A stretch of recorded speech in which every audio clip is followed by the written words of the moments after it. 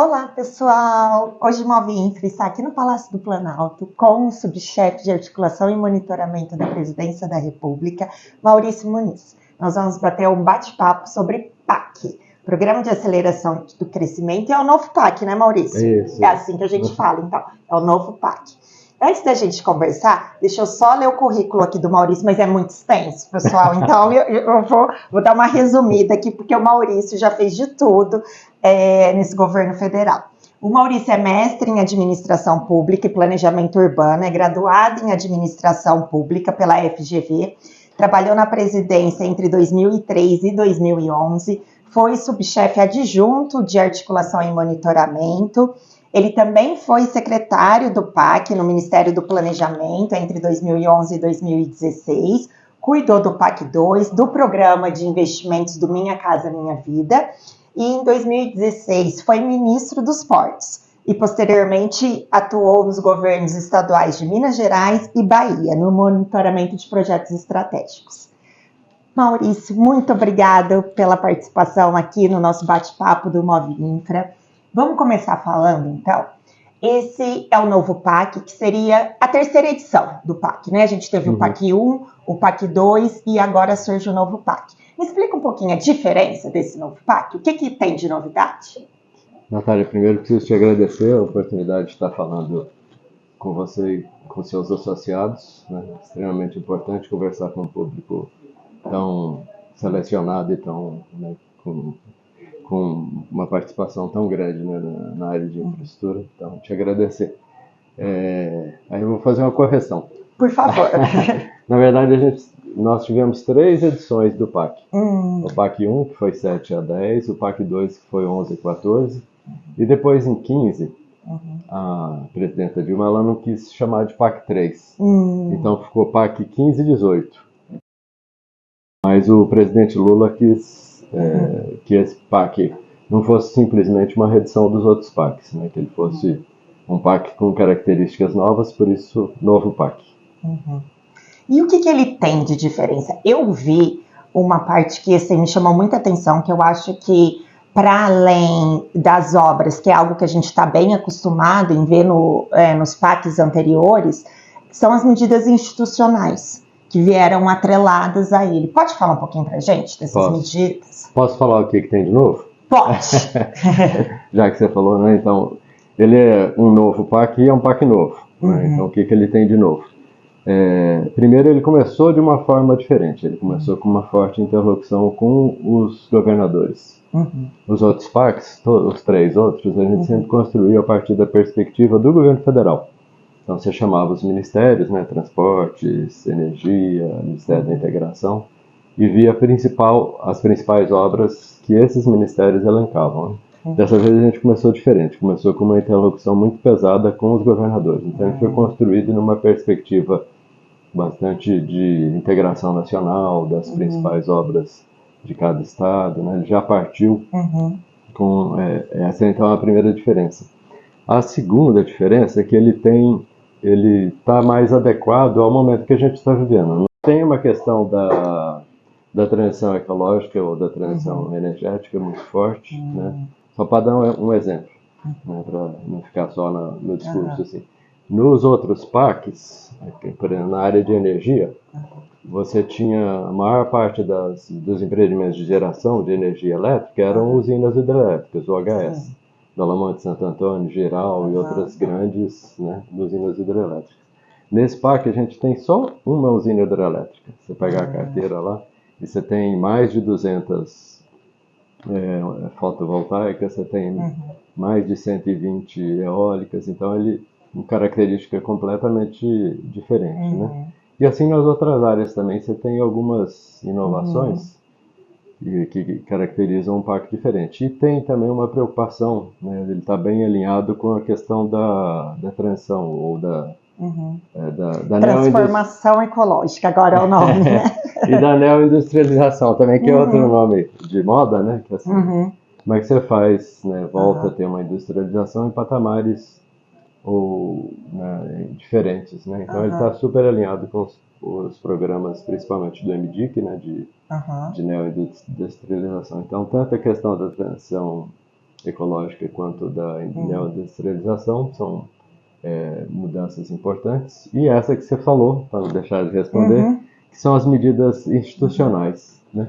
Na verdade, os PACs anteriores sempre tiveram esses dois blocos, as medidas institucionais e as obras, né?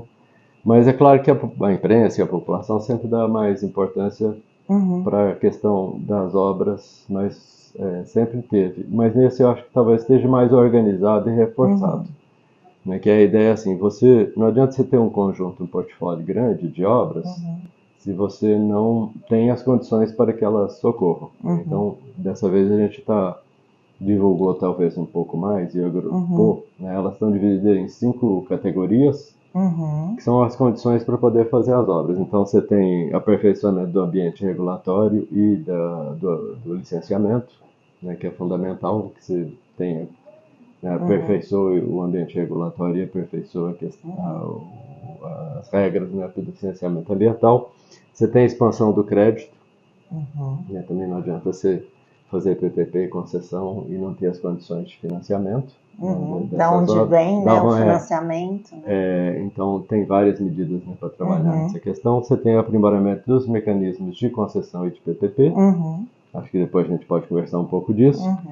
Incentivos à transição ecológica e as medidas de gestão, que é basicamente relacionada à estrutura e o apoio dentro do próprio governo que você tem que criar, né, como rever instrumentos de convênio, de transferência, de compras públicas, né? Então é o último bloco. Então, essas medidas acho que estão mais divulgadas e são importantíssimas, né? E a gente organizou realmente em 2 blocos, um bloco das obras e um bloco das medidas institucionais, que são essas que vão criar as condições para que essas obras ocorram. Excelente. A gente vê porque às vezes as obras, né, tem dinheiro ali alocado para fazer a obra, tem boa vontade para fazer a obra, mas nem sempre é fácil, né? Infraestrutura é uma gincana, né? Conseguir tirar uma obra do papel é uma gincana. E as medidas institucionais realmente vão ajudar muito para que a gente tenha realmente uma execução sustentável, né? Dessas obras, tenha crédito, tenha as condições de licenciamento adequado, tenha o marco regulatório adequado. Disso que você trouxe, secretário, o que a gente pode olhar nós do setor privado que vai nos auxiliar melhor nesse desenvolvimento? Agora, né, o PAC, pelo que eu entendi, ele condensa inicialmente os investimentos do PPI, depois desdobra na carteira, né, à medida que isso evolui. O que a gente do setor privado precisa ficar de olho, tanto nessas medidas institucionais como obra? Então, na parte das concessões e PPPs, eu acho que a gente, assim, tem várias medidas, mas eu destacaria, primeiro, de recriar ou de dar sustentabilidade para o fundo garantidor, né, que a gente sabe que é fundamental não só para o governo federal, para dar segurança, né, para os investidores, como para os estados e municípios.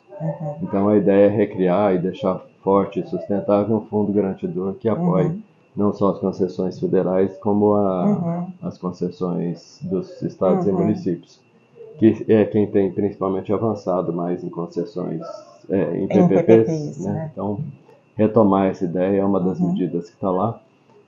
Ainda para o setor privado, principalmente para o setor privado que entra nas obras com recursos públicos, não concessões PPPs, hoje a gente sabe que tem uma dificuldade, né? Uma boa parte das grandes empresas construtoras com a Lava Jato foram diluídas, dissolvidas, perderam sua importância. E as empresas médias e pequenas que estão atuando no setor têm uma capacidade de crédito baixa. Então, a gente também, para essas empresas de construção, a gente está criando, o BNDES está estruturando lá um fundo para que elas possam tomar recurso, né? Então, porque uma das grandes dificuldades para principalmente pegar capital de giro é que garantia ela dá. Então, tem também uma criação. Acho que essas seriam 2 medidas, assim, tanto para as obras públicas, né, que as empresas, que a gente chama de obras públicas, mas na verdade não existe obra pública, né? Executada pelo privado, né? Isso que é importante. Todas as obras, no fundo, são executadas pelo setor privado. Né? O que muda é a forma de contratação. Né? Um contrato realizado pelo governo com recursos do AGU, ou é um contrato também realizado pelo governo, mas com um operador privado, onde ele vai ao mercado e realiza a infraestrutura e a operação, que são as concessões, né? Então a gente sabe que é fundamental para os dois setores você ter mecanismos, né, que deem garantias e que apoiem o crédito para esses setores. Não, excelente. E PPP é algo que a gente tem dificuldade de fazer no federal, né? Os estados, os municípios trabalham melhor, né, com essa possibilidade legal, né, do que o governo federal. O senhor vê possibilidade de alteração de lei? Tem isso na medida institucional? Ou só o fundo garantidor vai resolver para destravar o início das PPPs? Eu acho que o marco regulatório, assim, a base, a sustentação dele, ele pode ser melhorado, mas a base eu acho que está dada para que o governo federal alavanque, tanto no nível nacional quanto no estadual, uma quantidade maior de PPPs e concessões, né? Eu acho que é a definição mais política, né? Por exemplo, no Ministério dos Transportes, também é o diagnóstico, né, que vem sendo feito há mais tempo, né, de que você está chegando ali na margem, né, daquelas concessões que param de pé só com tarifa e que precisariam de um apoio, né? Então, essa é uma linha forte que o Ministério e o Ministério dos Transportes e a Infra está trabalhando, né? Principalmente a hora que você avança para regiões de menor poder de compra, né, como o Norte e o Nordeste. Então, você partir para uma concessão patrocinada, né, onde você tenha um apoio do Estado e, ao mesmo tempo, a tarifa, né, é uma ideia que vem forte e ela não precisa de grandes mudanças no marco legal, na verdade, você precisa de uma decisão política, né? Acho que a última mudança que foi feita, que é possibilitar o aporte durante a realização do investimento, acho que ela já dá uma força muito grande e viabiliza que essas concessões ocorram, né? A gente sabe que o processo de estruturar concessões e PPPs não é um processo rápido, né? As pessoas às vezes têm essa ideia, vou fazer rápido. Ele é tão demorado quanto você fazer um projeto de uma obra pública, né? Você tem que ter um estudo bem feito, né? Inclusive para dar segurança para os investidores, tem que chegar nesse cálculo da tarifa, no cálculo da contrapartida, se tiver, do aporte, né? Então, mas eu acho que tem essa decisão política, principalmente aí das federais, na área de transporte, a intenção clara de avançar nas concessões, e para avançar nas concessões de rodovias você precisa começar a pensar em PPPs e concessões. E tem outras áreas também, né? Na área de saúde, de educação, onde os estados avançaram mais, né? O governo federal deve entrar mais forte, né, através do PPI, em estruturar projetos para os estados e municípios na área de saúde e educação. Então, nos próximos anos, a gente vai ver mais PPPs aqui no Brasil. Vai ver mais PPPs. E uma última pergunta, secretário, que eu queria, porque também impacta muito a execução das obras, é o licenciamento ambiental, né? Ele ainda é um desafio. A gente tem uma lei que é excelente, é uma lei super rigorosa, é uma lei que garante, né, um balanço entre... Né, é um arcabouço legal, não é exatamente uma lei, né? Acho que essa é um pouco da dificuldade. A gente não tem uma única lei, né, no Brasil sobre o licenciamento ambiental, que traz um pouco de insegurança, mas os normativos que a gente tem, eles são superciosos do meio ambiente, mas nem sempre muito céleres, né? Acho que a gente podia conseguir alinhar as duas coisas, manter a garantia de que o empreendimento é sustentável. Se impactar alguma comunidade ou meio ambiente, deve ter a medida compensadora, a medida mitigatória, mas tem jeito de fazer isso mais rápido? Então, tem. Você que trabalhou no monitoramento, acho que aqui a gente tem duas questões. Quando você pega uma obra e começa a acompanhar e ver as questões ambientais, a gente sempre vê que tem dois lados, né? Uma, aproveitando aqui que nós estamos conversando com o setor privado, eu acho que tem uma tarefa para o setor privado, que é aprimorar os projetos e os estudos, o EIA, o RIMA, né? O próprio cumprimento das condicionantes ambientais, né? No processo de monitoramento, a gente sempre vê que o lado dos órgãos ambientais, IBAMA, ICMBio, etc., eles acabam algumas vezes atrasando o processo por fragilidades nesse processo. Então, acho que é importante que o setor privado também contribua nesse sentido de aprimorar os seus processos, né, tanto dos estudos do EIA, como do RIMA, como do cumprimento das condicionantes das LPs, LIs e LPLI, né? Do outro lado, eu acho que você tem razão. Assim, a gente tem um marco regulatório que é bastante robusto, bastante consolidado, mas eu acho que a gente tem áreas que a gente pode aprimorar nesse sentido de torná-lo mais simples para situações que são mais simples, né? Então, esse bloco aqui que é o primeiro bloco, né, aperfeiçoamento do ambiente regulatório e do licenciamento ambiental, ele busca identificar exatamente quais são essas regras que, por terem características, os empreendimentos terem características diferenciadas, a gente pode tornar o processo de licenciamento mais simples. Só para dar um exemplo, ainda na área de rodovias, né, que é bastante comum, que chegou a ter um avanço, mas ele ainda pode, né, que é a questão de fazer obras nas faixas de domínio das rodovias, né? Dependendo do tipo de obras que você vai fazer, se for uma duplicação, você vai, mesmo estando na faixa de domínio, se respeitasse toda a faixa de domínio, você continua tendo ainda uma restrição ambiental ou tendo um processo de licenciamento igual fosse uma nova rodovia ou fosse uma duplicação numa área que não fosse a faixa de domínio da rodovia, né? Então, para situações mais simples, com impacto menor, você tentar buscar um processo de licenciamento mais rápido. Acho que esse é um bom exemplo assim, de onde que a gente pode buscar, né, aperfeiçoamentos do marco regulatório do meio ambiente. Muito obrigada, secretário. A gente está aqui cheio de novidade no novo PAC. Então, a gente tem medida institucional que vai melhorar a condição de crédito, a gente tem o processo de licenciamento ambiental que vai trazer um pouco mais de racionalidade para esse processo, a gente tem a diretriz política para fazer PPP, então a gente vai ver PPP nos próximos anos.